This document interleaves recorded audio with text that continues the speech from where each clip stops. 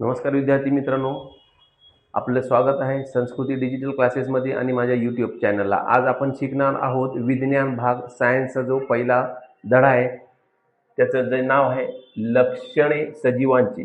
आता ह्या लक्षणे सजीवांची आपण आज पहिला धडा घेतोय विज्ञानाचा. तर पाहूया काय दिलेलं आहे आपल्याला. चित्रामध्ये काय दिसतंय मित्रांनो, एक कुत्र्याचं पिल्लू दिसतंय. आणखी हा मुलगा कुत्र्यासोबत खेळत आहे. तो बॉल उंच फेकत आहे, तो कुत्रा झेलत आहे. आणि तिसऱ्या पिक्चरमध्ये हाच काय झाला, हा मुलगा मोठा झालेला आहे आणि कुत्राही मोठा झालेला दिसत आहे. तर आता आपण पाहूया.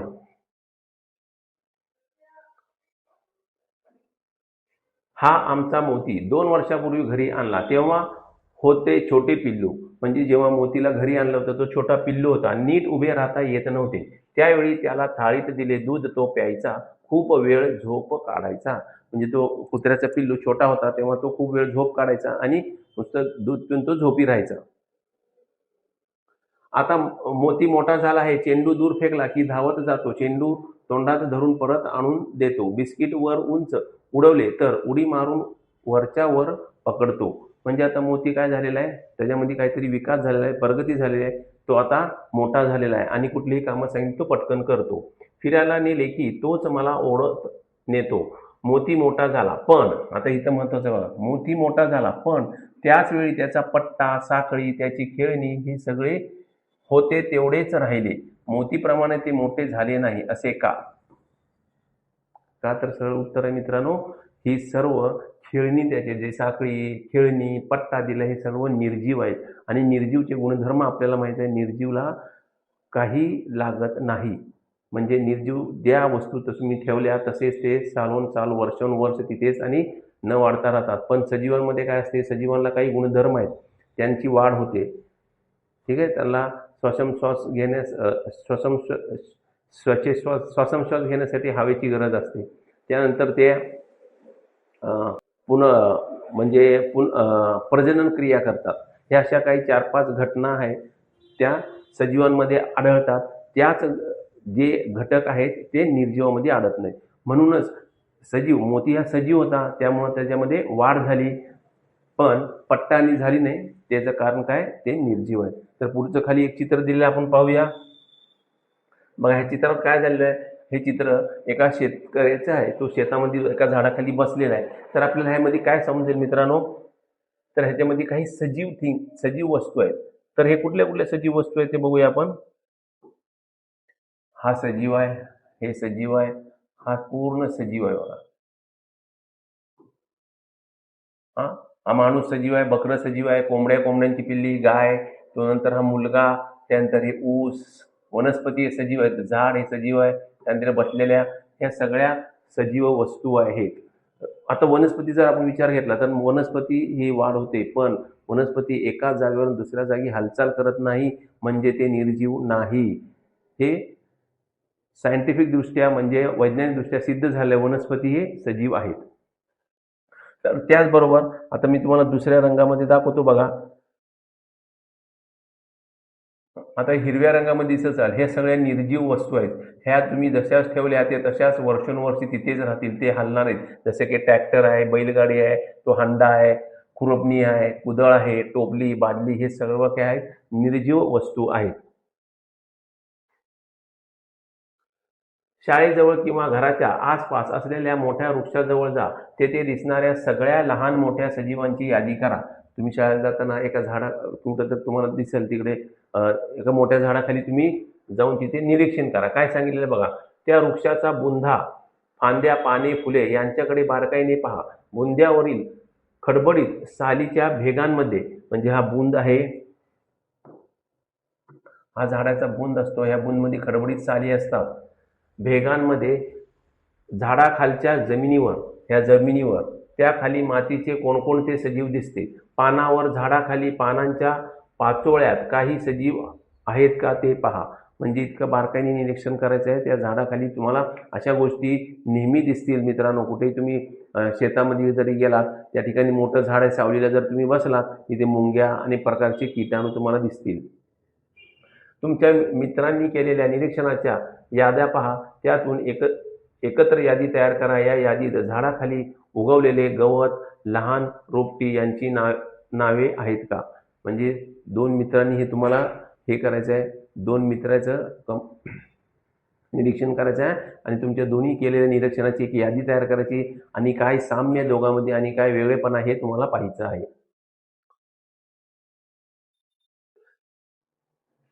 काही सजीव दूर अंतरावर दिसतील एवढे मोठे असतात, म्हणजे तर काही खूपच लहान. ह्याच्यावरून काय समजतं आपल्याला, तर एकदम खूप छोटे जीव आहेत ते आपल्याला डोळ्याला पण दिसत नाही आणि डोळ्याला दिसण्यासारखे पण आहेत आणि काही खूप मोठे आहेत. अशा सजीवांची वर्गीकरण इथं केलेले आहे. काही नुसत्या डोळ्यांनी दिसणारही नाहीत एवढेच लहान म्हणजे सूक्ष्म असतात. म्हणजे याला पण काय म्हणतो आपण, सूक्ष्मदर्शनाने पाहावे लागतात, इतके ते सूक्ष्म असतात. काही नुसत्या डोळ्यांनी दिसणार नाहीत एवढे लहान म्हणजे सूक्ष्म असतात. हा महत्वाचा आहे. तर सजीव लहान असो किंवा मोठे, प्रत्येक सजीवाला हवा, हा बघा हे गुणधर्म मी सांगितलं, प्रत्येक सजीवाला हवा, अन्न आणि पाण्याची गरज असते. अन्नापासून त्यांना ऊर्जा मिळते, अन्नामुळे त्यांची वाढ होते. हे सर्वात महत्वाचं बघा. सजीवाला काय लागते? 3 वस्तू लागतात, अन्न, हवा आणि पाण्याची गरज असते. पण ही निर्जीवाला गरज नाही. त्याला निर्जीवाला अन्नाची गरज नाहीये, ना हव्याची गरज आहे, ना पाण्याची गरज आहे. आता आपण बघूया वाढ आणि विकास म्हणजे काय. सजीवांची वाढ म्हणजे त्यांच्या शरीराच्या आकारात, उंची तसेच वजनात होणारी वाढ. आता वाढ हा समजलो. वाढ म्हणजे काय? एक तर त्यांच्या उंचीमध्ये तसेच वजनात वाढ होते. बाळ मोठे होते तेव्हा रांगणे, उभे राहणे, चालणे, उड्या मारणे अशी कौशल्ये शिकते. सजीवांच्या सजीवांच्या शरीरात, बुद्धीत, कार्यक्षमतेत आणि कौशल्यांमध्ये होणारी वृद्धी म्हणजेच विकास. आता बघा, विकास म्हणजे काय? तर हे बाळ आहे. बाळ कशानं वाढलेलं आहे? वाढ झाली म्हणजे त्यात उंची आणि वजनामध्ये वाढ झाली. पण त्याच्या जसं तो वाढत राहिला तसं त्यामध्ये काय झालं? कौशल्य विकसित होत गेले. म्हणजे तो कौशल्य विकास म्हणजे काय? रांगणे, उभे राहणे, चालणे, बोलणे, हे त्याची झाली विकास. आलं लक्षात? सर्व सजीवांची वाढ होत असताना तरी प्राण्यांची वाढ ठराविक कालापर्यंत होत असते. बघा, हे आपण महत्वाचं आहे. प्राण्यांची वाढ एक ठराविक कालापर्यंत होत असते. वनस्पतींची वाढ मात्र त्या जिवंत असेपर्यंत होत राहते. बघा, इथं दोन फरक आहे. सजीवांमध्ये काय असतं, जसं आपण मनुष्य घेतलं, मनुष्याची बघा उंची एक 18 वयापर्यंत वाढत असते. वजन, उंची 18 वयाच्या नंतर उंची, वजन वाढत नाही. पण ह्याच्या विपरीत काय, तर वनस्पतीमध्ये ते जोपर्यंत जिवंत असतात तोपर्यंत ते सजीव जिवंत असतात. वनस्पती ते नेहमी वाढत असतात. बघा, झाड तुम्ही पाहिलं असेल, नेहमी वाढतच राहत असतं. नारळाचं झाड घ्या, उंच उंच जात राहतं. प्राण्यांच्या सर्व अवयवांमध्ये वाढ होत दिसते, परंतु वनस्पतींमध्ये काही अवयवांची वाढ आयुष्यभर होते. बघा, प्राण्यांच्या सर्व अवयवांमध्ये वाढ होते, म्हणजे प्राणी ही पूर्ण क्षमतेने वाढत होत असतात. मी आत्ताच सांगितल्याप्रमाणे 18 वयापर्यंत जसं उंची आणि वजन. पण वनस्पतींमध्ये अवयवांची वाढ आयुष्यभर होते. त्या जगस्तोवर त्यांची वाढ होत असते. उदाहरणार्थ बुंद्याचा घेर, म्हणजे हा बुंद्याचा घेर तुम्हाला दाखवलेला आहे. झाडाचा बुंद्याचा घेर हा नारळ झाडाखाली तुम्ही पाहिल्यात ना, तर हे पण वाढत राहत असतं बघा.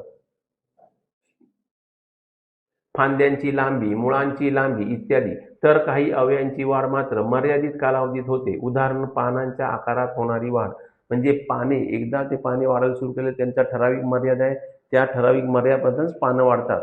त्या म्हणजे आकार एकदा मिळाला, पाण्याची वाढ थांबते. पण फांद्यांची वाढ सतत होत असते. फांद्यापासूनच पानं तयार होतात. पिंपळ, वड, बांबू, आंबा या झाडांच्या वाढीत कोणता फरक दिसून येतो याची माहिती मिळवा. तर वड, पिंपळ, बांबू यांच्यामध्ये तुम्हाला काय वाढ असेल त्याचे निरीक्षण तुम्ही करा. वनस्पती प्रकाश संश्लेषणाद्वारे स्वतःचे अन्न स्वतः तयार करतात. प्राणी अन्नासाठी इतर प्राणी व वनस्पतीवर अवलंबून असतात. बघा, हा महत्वाचा भाग आहे. वनस्पती आणि मनुष्यामध्ये काय फरक आहे, तर वनस्पती ह्या प्रकाश संश्लेषणाच्या म्हणजे सूर्याच्या प्रकाशाच्या मदतीने तिथेच उभारून अन्न तयार करतात. पण मनुष्य हा काय करतो,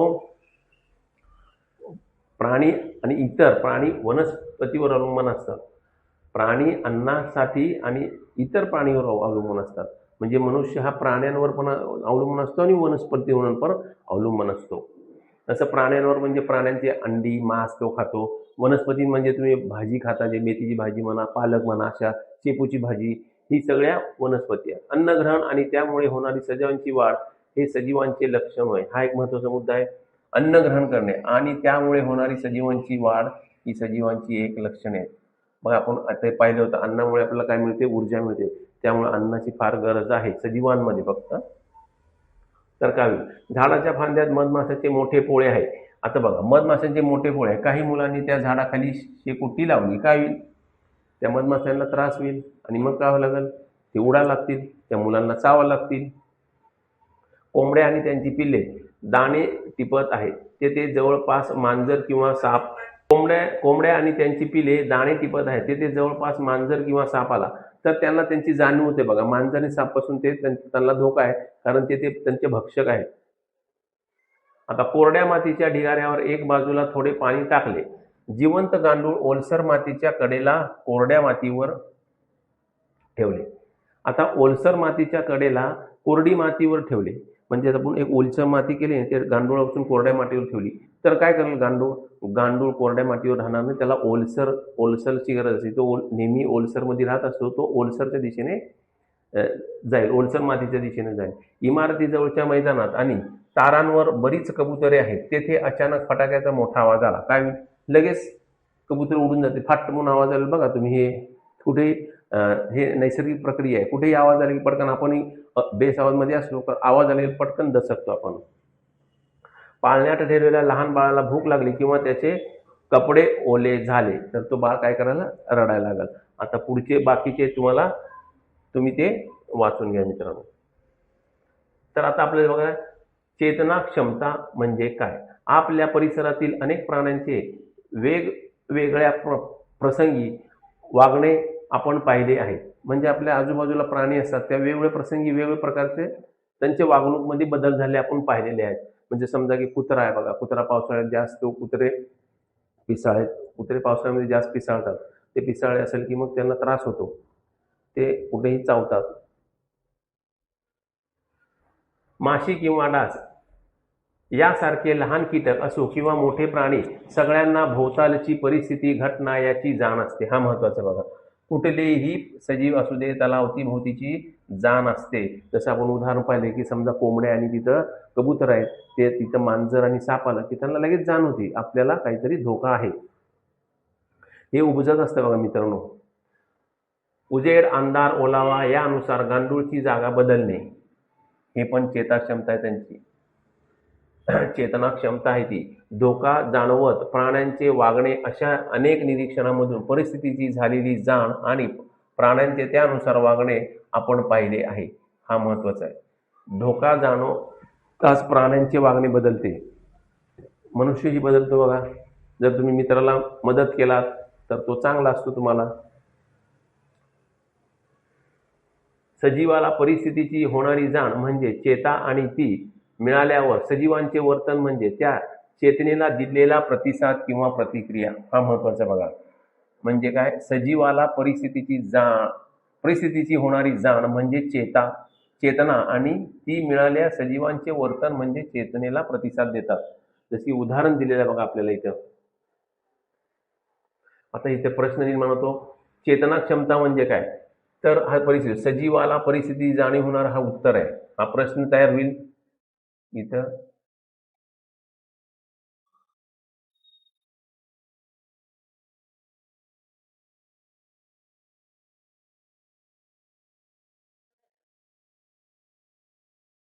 चेतना क्षमता म्हणजे काय? तर उत्तर, सजीवातील परिस्थिती होणारी जाण म्हणजे चेतना आणि त्या मिळालेल्या सजीवांचे वर्तन म्हणजे त्या चेतनेला दिलेला प्रतिसाद किंवा प्रतिक्रिया. वेगवेगळ्या चेतनांना प्राण्यांचे प्रतिसाद लगेच दिसतात. आता वेगवेगळ्या चेतनांना प्राण्यांचे प्रतिसाद लगेच दिसतात म्हणजे काय पाहूया आपण. तर प्राणी लगेच, आपण समजा तुम्ही कुत्रा चालला, तो लहान मुलगा त्याला उचलून दगड मारतोय, तर दगड मारतो, कुत्रा काय करतो? लगेच त्याच्या अंगावर धावून जायला निघतो बघा. म्हणजे ते त्याला कळतं की हा मारणं, किंवा तो अंगाला धावून जाईल, तो पळून जायला बघतो. म्हणजे ह्याच्यावरूनच काय, त्या कुत्र्याने दिलेली त्या प्रतिसाद आहे चेतण्याला. म्हणजे तो आता मारणार आहे मुलगा, आपल्याला कळलंय ते कुत्र्याला, तो लगेच पळून जायला निघतो. वनस्पतींना चेतन क्षमता असते. त्यांची मुळे जमिनीमध्ये ओलाव्याच्या बाजूला अधिक वाढतात, तर पानांना पुरेसे प्रकाश मिळावा अशा प्रकारे फांद्यांची वाढ होते. त्याशिवाय हवामानातील बदल, तापमान, आघात यांची सुद्धा जाणीव वनस्पतींना होत असते. म्हणजे सर्व काय मित्रांनो, तर वनस्पती वाढत असते तेव्हा त्यांनाही जाण असते. मूळ बघा, मूळ काय करतात, वनस्पतींचे मूळ पाण्याच्या शोधाखाली ते खोलवर जात असतात आणि वरचा जो झाडाचा खोड वगैरे आहे ते सूर्यप्रकाशाच्या शोधासाठी उंच उंच वाढत असतात. तर आपल्याला इथं काय उदाहरण दिलं बघा, हे चेतना कोणती आणि प्रतिसाद काय ते ठरवा. म्हणजे हा लाजाळू झाड म्हणतो बघा, तो लाजाळू झाड काय करतो, आपल्याला आपण हात लावलं की आपल्या हाताच्या आपल्या शरीराची ऊर्जा त्याला लागते आणि तो ती ऊर्जा सहन करत ना आणि तो त्याचे पाणी लगेच निघतो आणि काही क्षणातच 2-3 सेकंदात परत तो पानं मोकळे होतात. हा म्हणजे त्याला दिलेली चेता क्षमता आहे ती. त्यानंतर हा वेल बघा, ती काय करते, ती वेल ही काय करते, वेलीला आधाराची गरज असते आणि ती आधाराच्या शोधामध्ये आजूबाजूला जे काय असेल त्याला धरून धरून ते वर चढत असते. उत्सर्जन म्हणजे काय बघूया मित्रांनो. सजीवांच्या शरीरात अनेक क्रिया घडत असतात. शरीराला नको असणारे काही पदार्थ या क्रियांमुळे तयार होतात. असे पदार्थ शरीराबाहेर टाकणे याला उत्सर्जन म्हणतात. हा बघा, आता इथं एक प्रश्न तयार होईल, उत्सर्जन म्हणजे काय.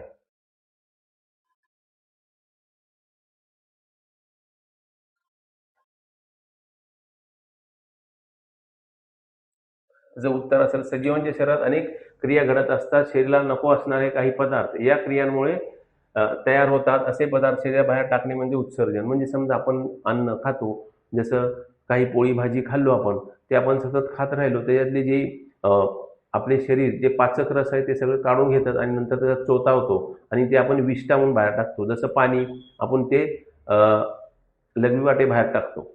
अशा हे उत्सर्जनाचे उदाहरण आहेत. उच्छ्वासातून पाण्याची वाफ आणि कार्बन डायऑक्साईड वायू बाहेर टाकला जाणे. म्हणजे आपण श्वासोच्छ्वास घेताना आतमध्ये आपण ऑक्सिजन घेतो आणि बाहेर सोडताना कार्बन डायऑक्साईड सोडतो आणि ते कार्बन डायऑक्साईड सोबत आपण पाण्याची वाफ देखील सोडत असतो. घाम येणे, मूत्र शरीराबाहेर टाकणे या प्रकारे प्राणी उत्सर्जन करतात. आता बघा इथं, घाम येणे, मूत्र शरीराबाहेर टाकणे, विष्ठा बाहेर टाकणे, वनस्पतींना नको असलेले पदार्थ, उदाहरणार्थ क्षार, टॅनिन, राळ, डिंक, कॅल्शियम ऑक्सिलेट यासारखे स्फटिक खोडाच्या सालीमध्ये जुन्या झालेल्या पानांमध्ये साठतात. म्हणजे वनस्पती ही उत्सर्जन करतात. ती पाने आणि साल गळून पडली की त्याचे उत्सर्जन होते. म्हणजे त्याचे काय, गळून पडणारे झाडं पण वेगवेगळ्या प्रकारचे उत्सर्जन करतात. काही झाडांवरती डिंक निघतं बघा, त्यात त्यांचं उत्सर्जन पडतात. काही झाडी काय करतात, तर पान गळतीची होती, त्यांना पाने ठराविक काळामध्ये ठराविक ऋतूमध्ये त्यांची पाने गळतात, ते त्यांचे उत्सर्जन आहे. काही वनस्पती खोडावर मानवी किंवा नैसर्गिकरित्या इजा झाल्यास तेथून चिकट पदार्थ बाहेर येतो. तो वाळून कडक झाला की डिंग तयार होते. आता मी सांगितल्याप्रमाणे तुम्हाला ते वनस्पतीमधील उत्सर्जन असते. वनस्पतीच्या मुळांवाटे काही पदार्थाचं उत्सर्जन होतो. उत्सर्जन मुळांच्या वाटे देखील करतात वनस्पती. आता प्रजनन. आता इथे प्रत्येक सजीव स्वतःसारखे आणखी सजीव निर्माण करतो, याला प्रजनन म्हणतात. आता हा उत्तर आहे आपलं, प्रजनन म्हणजे काय. इथे पण उत्तर तयार झालं, प्रजनन प्रश्न तयार झाला. प्रजनन म्हणजे काय. प्रत्येक सजीव स्वतःसारखे आणखी सजीव निर्माण करतो, त्याला म्हणतात प्रजनन. प्रजनन म्हणजे जन्माला घालणे. एका शब्दात उत्तर आहे त्याचं, जन्माला घालणे. प्राणी काय करतात, आपलेच आता सर कुत्र्याचं पिल्लू, तो कुत्र्याच्या पिल्लाला जन्म घालतो. मांजर आहे, मांजर आपल्या मांजरच्या पिल्लाला जन्म घालतो. काही प्राणी अंडी घालतात, त्यातून त्यांची पिल्ले जन्माला येतात. काही प्राण्यांच्या माद्या पिल्लांना जन्म देतात. तिथे पण बघा दोन प्रकारचे आहेत. एक काही प्राणी अंडी घालतात, तर काही प्राणी आपण त्याला सस्तन म्हणतो आणि काही अंडज प्राणी म्हणतो. जर आपण पाहायला गेलो मित्रांनो, तर पक्षी आहे ना, सर्व पक्षी काय करतात, अंडी टाकतात. त्या अंड्यातून पिल्लांची भर येते. जसं कोंबडी घ्या, त्यानंतर कबूतर घ्या, ते अंडी टाकतात. पण काही प्राणी, मी आता उदाहरण दिल्यासारखं मांजर, समजा कुत्री हे त्यांच्या पिल्लांना त्यांच्या पोटामध्ये वाढवतात आणि मग ते जन्माला देतात. शरीराच्या काही भागांचे तुकडे झाले तर त्यातील प्रत्येक तुकड्यांपासून संपूर्ण शरीर निर्माण होणारे काही सजीव आहेत. म्हणजे हा पण महत्वाचा बघा, शरीराचे काही तुकडे भागांमध्ये झाले तर काही बघा. आता आपण उदाहरण घेऊया. आपल्या घरातली पाल असते बघा, भिंतीवरती पाल, ते बघा तुम्ही जर त्याला हाकलण्याचा प्रयत्न केला ना, ती घाबरून आपली शेपटी स्वतःहून तोडते. म्हणजे ते शेपटी तुटलेली आहे, पण काही काळानंतर त्या पाल्यात तुम्ही पाहिलं ना, परत त्याला शेपटी येते. हे काय त्याचा हा म्हणजे त्या शरीराला तुकडे झालेले आहेत, त्यातील प्रत्येक तुकड्यापासून पूर्ण शरीर निर्माण होणारे काही सजीव. हे पूर्ण निर्माण होत नाही, पाल परत त्याची शेपटी तयार करते. पण प्लनेरिया नावाचा एक सजीव आहे, तो तुम्ही कसाही त्याच्या तोंडापासून त्याला वेगळं करा, त्याचे 3 तुकडे जरी केला, ते 3 तुकड्यापासून परत नवीन 3 तुकडे तयार होतात. नवीन जीव तयार होतात 3 तुकड्यांपासून. अनेक वनस्पतींचे प्रजनन त्यांच्या बीजाद्वारे होते. आता वनस्पतीचं हे कशामध्ये, त्यांच्या बियांद्वारे होते. तुम्ही समजा आंबा खाल्लात, ते आपली कुई तुम्ही साठवून ठेवली आणि ती वाळवली, त्यानंतर तुम्हाला त्या कुईमधून झाड लावता येतो. बीजाच्या आतील भाग लहान अंकुर असतो. इथं दाखवले बघा अंकुर म्हणजे काय, आणि अन्नसाठा, हिरवा भाग दिला हा अन्नसाठा आहे. बीज रुजताना अंकुर वाढून सुरुवातीच्या छोटी पाने मुळे तयार होतात. बीज रुजून म्हणजे बी कशात रुजते, तर फक्त बी मातीतच रुजते बघा. तर बियांसाठी मातीचा भाग म्हणजे काय, त्याची चेताक्षमता आहे. मातीतच बिरुते म्हणजे ते चेताक्षमता आहे. बीज रुजून रोपाची वाढ होणे याला बीजांकुर असे म्हणतात. आता इथे एक प्रश्न तयार झाला, बीजांकुर म्हणजे काय?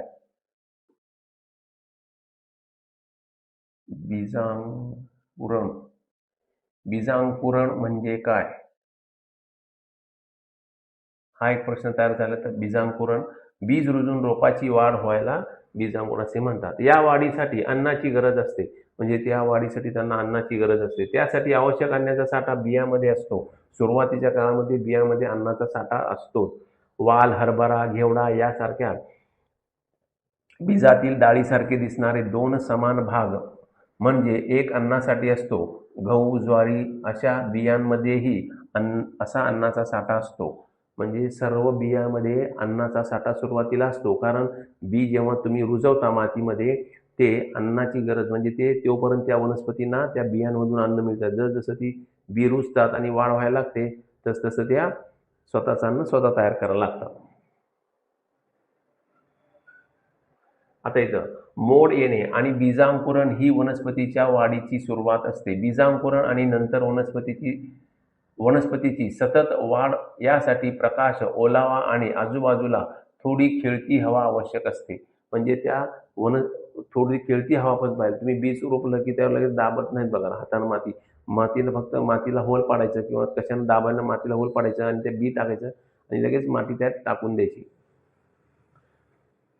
का त्याला त्या झालेल्या बिळामध्ये हवा पण खेळती राहिली पाहिजे.